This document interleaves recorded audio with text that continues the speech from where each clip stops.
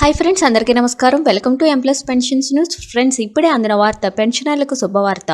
5,000 pension. కేంద్ర ప్రభుత్వం కీలక నిర్ణయం. వివరాలు వీడియోలో తెలుసుకుందాం. వీడియోని ఎక్కడ స్కిప్ చేయకుండా కంప్లీట్గా చూడండి. వీడియో కనుక మీకు నచ్చినట్లయితే మన ఛానల్ని లైక్ చేయండి, షేర్ చేయండి, సబ్స్క్రైబ్ చేసుకోండి. ఇంకా లేట్ చేయకుండా వివరాల్లోకి అయితే వెళ్ళిపోదాం. మన వయసు పెరుగుతుంటే మనం ఎదుర్కొనే సమస్యల్లో పెద్దదైంది డబ్బు.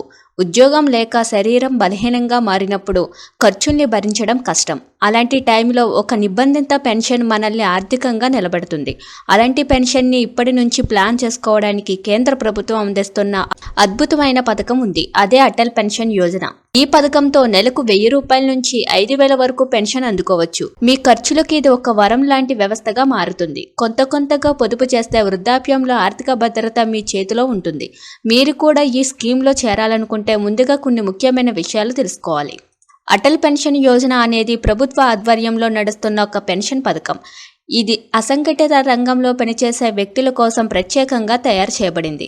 కూలీలు, డ్రైవర్లు, స్వయం ఉపాధులతో జీవించేవారు, ఇలా నెలవారీ ఆదాయం ఉన్న ప్రతి ఒక్కరికి ఇది సరిగ్గా సరిపోతుంది.